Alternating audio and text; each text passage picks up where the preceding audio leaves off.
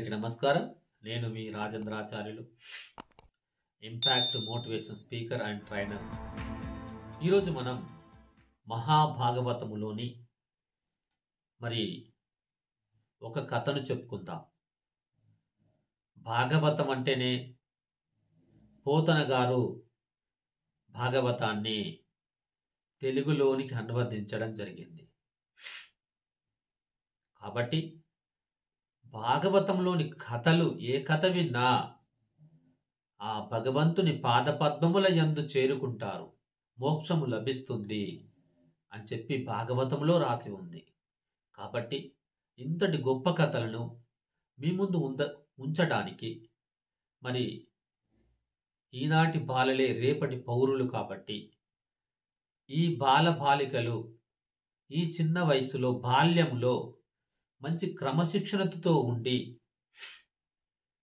మాతృదేవోభవ, పితృదేవోభవ, ఆచార్య దేవోభవ, అతిథి దేవోభవ అనేటువంటి ధర్మాలను ఆచరిస్తూ చక్కగా చదువుకొని విద్యాబుద్ధులు నేర్చుకొని తల్లిదండ్రులకు సేవ చేస్తే, మరి సేవ చేయాలంటే ఇలాంటి కథలను వినిపించాలి. అది తల్లిదండ్రుల గురువుల బాధ్యత.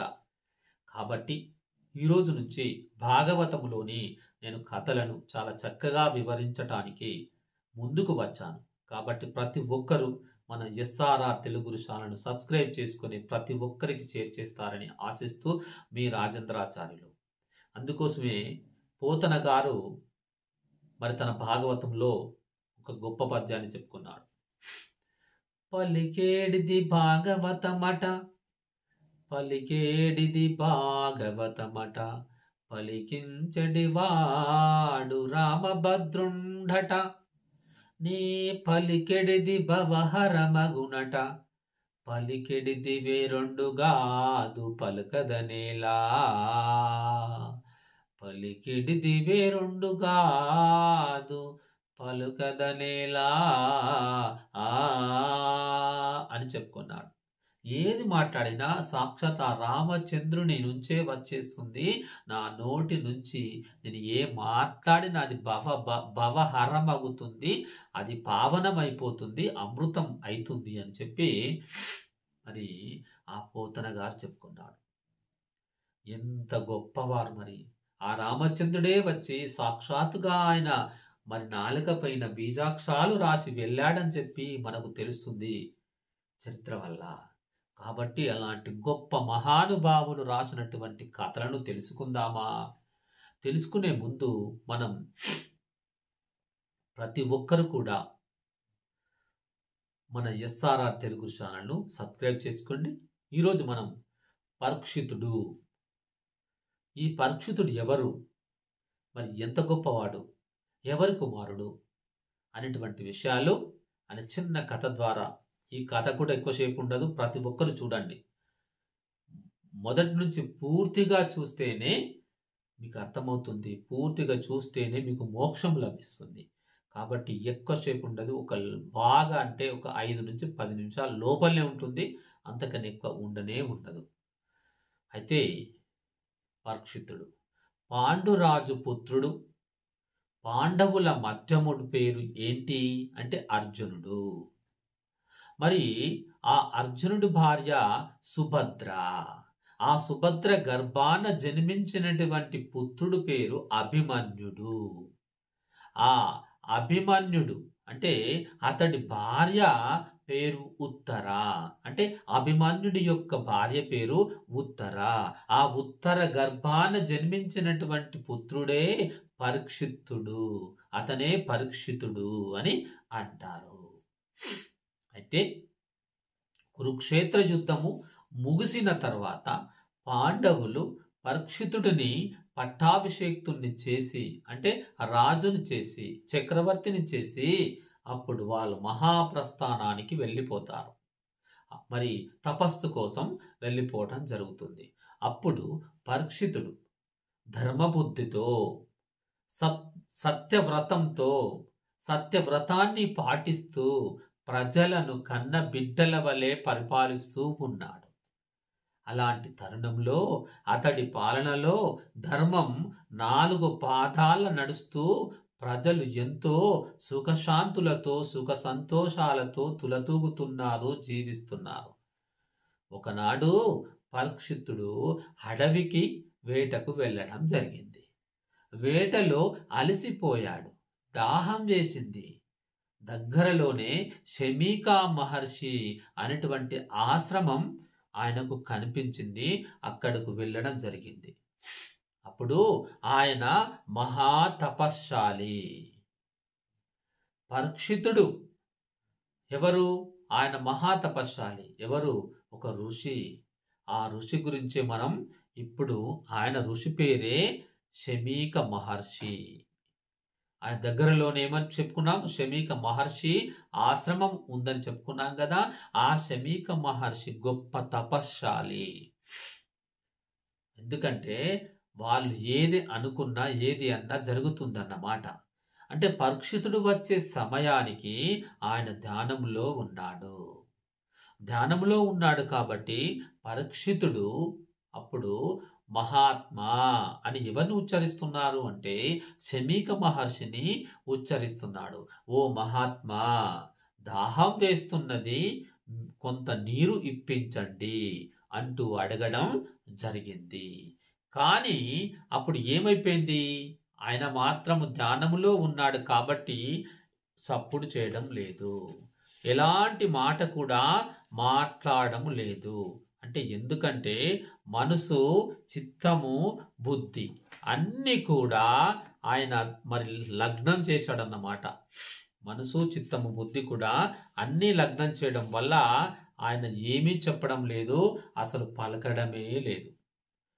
అప్పుడు ఆ మరి శమీక మహర్షికి పరీక్షిత్తుని రాక గాని, అతడు మంచినీరు అడగటము కాని కూడా ఆయనకు తెలియటం లేదు, ఆయనకు వినపడటం లేదు. ఆయన తదేక దృష్టితో ధ్యానములో ఉన్నాడు. తనను తానే మర్చిపోయేటువంటి తపశ్శాలన్నమాట. అప్పుడు ఈ పరీక్షితుడు 1, 2 సార్లు, 3 సార్లు కూడా మంచినీరు ఇవ్వండి, మంచినీరు ఇవ్వండి అని ప్రార్థించడం జరిగింది పరీక్షిత్తుడు. అప్పుడు మహర్షి బదులివ్వకపోయేసరికి పరీక్షిత్తుడికి, అంటే పరీక్షిత్తుడు రాజు కాబట్టి నన్ను అవమానించాడు అనేటువంటి కొంత అహం వచ్చేస్తుంది. కాబట్టి అప్పుడు అవమానించాడని అనుకొని మండిపడి ప్రక్కనే ఒక చచ్చిపోయినటువంటి, మరణించినటువంటి ఒక సర్పం ఉంది. అది నాగుపాము యొక్క మరి సర్పం, చనిపోయినటువంటి సర్పం అక్కడ ఉంది. అప్పుడు ఆ చనిపోయిన ఆ సర్పము తీసి ఆ శమీకముని మెడలో వేసి వెళ్ళిపోవడం జరిగింది. ఎందుకంటే నన్ను అవమానించాడు అని. చూడండి, ఇక్కడ ఈ తప్పు వల్ల ఏం జరుగుతుందో ఆలోచించండి. అప్పుడప్పుడు మనం కూడా తెలిసి తెలియక ఇలాంటి పనులు చేస్తాం. పెద్దలను దూషిస్తాం, అనరాని మాటలు అంటాం, కానీ చెయ్యరాని పొరపాట్లు చేస్తాం. మరి దానివల్ల ఎలాంటి ఫలితాలు కలుగుతాయో ఒక్కసారి ఇక్కడ ఆలోచించండి. విద్యార్థులైనటువంటి మీరు ఇలాంటి పనులను మానుకోవాలా. ఎందుకంటే ఓపిక, సహనం ఉండాల.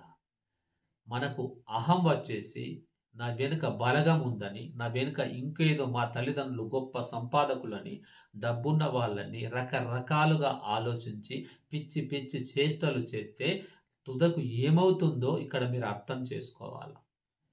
ఈరోజు సమాజంలో చూస్తూ ఉన్నాం ఇలాంటి అరాచకాలను, ఇలాంటి ఎన్నో కీడు తలపెట్టేటువంటి చీడ పురుగుల గురించి మనం ఎన్నో పేపర్లో ప్రతిరోజు చూస్తూనే ఉన్నాం. అలాంటి వారికి ఇక్కడ ఇది గొప్ప గుణపాఠం. మరి ఈ కథ అయితే ఏమైపోయింది? మరి మెడలో వేసి వెళ్ళిపోవడం జరిగింది. అప్పుడు అక్కడ మరి శమీకుని పుత్రుడైనటువంటి ఆ పుత్రుడి పేరు శృంగి. ఆయన శృంగి మహర్షి. ఆ శమీకముని యొక్క పుత్రుని పేరు శృంగి. ఆ శృంగి ఆశ్రమానికి తిరిగి వచ్చాడు. ఆయన ఎక్కడికో వెళ్ళాడు, ఏదో పనుండి బయటకు వెళ్ళాడు. వెంటనే తండ్రి దగ్గరికి ఆశ్రమానికి వచ్చాడు. అప్పుడు తండ్రి మెడలో వేలాడుతున్నటువంటి పాము మృత శరీరము చూడగానే, పాము యొక్క మృత శరీరము చూడగానే చనిపోయినటువంటి పాము చూడడం చేత ఆయనకు ఆగ్రహం వచ్చేసి, కోపం వచ్చేసింది. కోపం వచ్చేసి వెంటనే ఏమన్నాడంటే, ఎంతో పుణ్యాత్ముడైనటువంటి నా తండ్రిని ఈ విధంగా సత్కరించిన వాడు ఎవ్వడైనా కానీ నేటికి సరిగ్గా 7వ నాడు సర్పరాజైనటువంటి తక్షకుని కాటుకు మరణించుగాక అంటూ శపించడం జరిగింది. చూడండి, తక్షకుడి కాటుకు మరణించుగాక అంటే తక్షకుడు అనే పాము కాటుకు మరణించుగాక అని శపించడం జరిగింది. అప్పుడు ఆ తర్వాత ధ్యానముద్ర నుండి బయటపడినటువంటి శమీకుడనేటువంటి ముని జరిగినదంతా దివ్య దృష్టితో తెలుసుకొని విచారించి కొడుకుని ఏమంటున్నాడు, శృంగి ఇట్రా నానా అని పిలుచుకొని తన కొడుకును, ఆ తర్వాత అప్పుడు నాయనా, మరి పరీక్షితుడు పాండవ వంశోద్ధారకుడు, ఆయన వాసుదేవుని అనుగ్రహం వల్ల అయినటువంటి వాడు, అతనికి అసలు మరణమే లేదు. అటువంటి వానిని తొందరపడి నీవు శపించావు కదా, అది చాలా తప్పు కదా నాయన అని చెప్పి కొడుకును మందగిస్తున్నాడు. చూడండి, తండ్రి అనేవాడు అలా ఉంటాడు.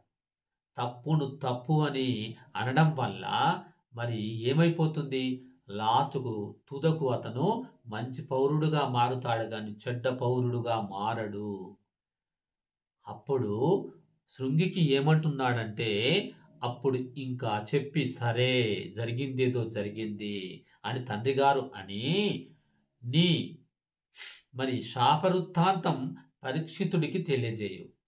ఏదో ఆవేశంలో నువ్వు ఈ తప్పు చేసినావు, ఈ తప్పును సరిదిద్దుకో. అతను తెలుసో తెలియకో నా మెడలో పామును వేశాడు, అది తప్పే. కానీ ఇక్కడ నేను కూడా తపస్సులో ఉండడం వల్ల అది గ్రహించలేకపోవడం కూడా నాది కూడా తప్పే. ఇక్కడ ఇద్దరి తప్పు ఉంది కాబట్టి నువ్వు చేయడం ఇంకొక తప్పు అయిపోయింది. కాబట్టి ఆ తప్పును నీవు సరిదిద్దుకో అని చెప్పి అప్పుడు ఏమంటున్నాడంటే, మరి నీ శాపవృత్తాంతం పరీక్షితుడికి నువ్వు తెలియజేయి, నువ్వు ఎలా శపించావో ఆయన దగ్గరికి వెళ్ళేటట్లు ఆ వార్తను చెయ్యి అని చెప్పడం జరిగింది. అప్పుడు మిగిలిన కొద్ది కాలములో అతను పాప ప్రక్షాళన చేసుకుంటాడు, లేదా తక్షకుడి నుండి రక్షించుకునేటువంటి మార్గాన్ని చూసుకుంటాడు అంటూ శమీక మహాముని తన పుత్రుడైనటువంటి శృంగికి చెప్పడం జరిగింది. అప్పుడు శృంగి వెంటనే పరీక్షితుడికి తన శాపవృత్తాంతం తెలియజేశాడు.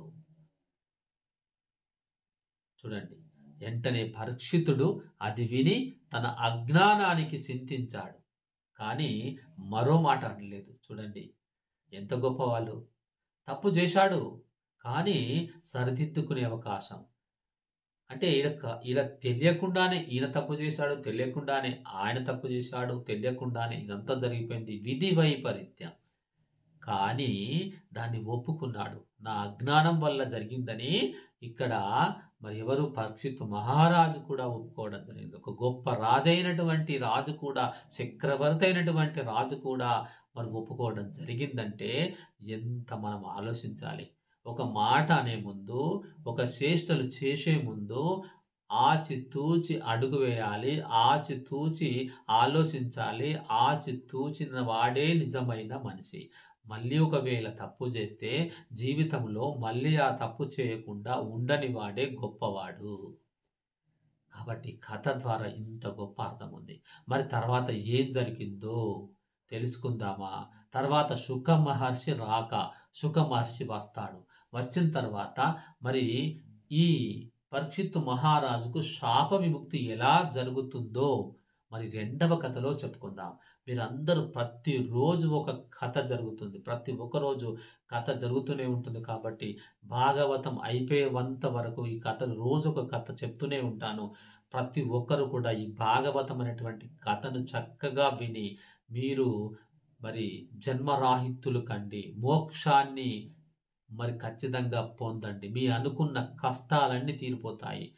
మరి మనస, వాచ, త్రికరణ శుద్ధిగా భాగవతములో ఆ భగవంతుడే, ఆ భగవత్ లీలలే, ఆ భగవత్ కథలే ఇందులో నుంచి ఉన్నాయి కాబట్టి ప్రతి ఒక్క కథ మన జీవితానికి ఎంతో గొప్పనైనటువంటి శ్రేయస్సును, గొప్పనైనటువంటి మన గొప్ప మనకు నడవడిని తీసుకొచ్చేటువంటి ఈ కథల వల్ల మన జీవితాలు మారిపోతాయి. అందుకోసమే ప్రతి ఒక్కరూ రెండవ మరి కథ అయినటువంటి శుక మహర్షి రాక గురించి తెలుసుకుందామా? అప్పటి వరకు ప్రతి ఒక్కరూ షేర్ చేయండి, సబ్స్క్రైబ్ చేయండి. అందరికీ నా యొక్క నమస్కారములు. మీ రాజేంద్రాచార్యులు మరియు impact motivation speaker and trainer. అందరికీ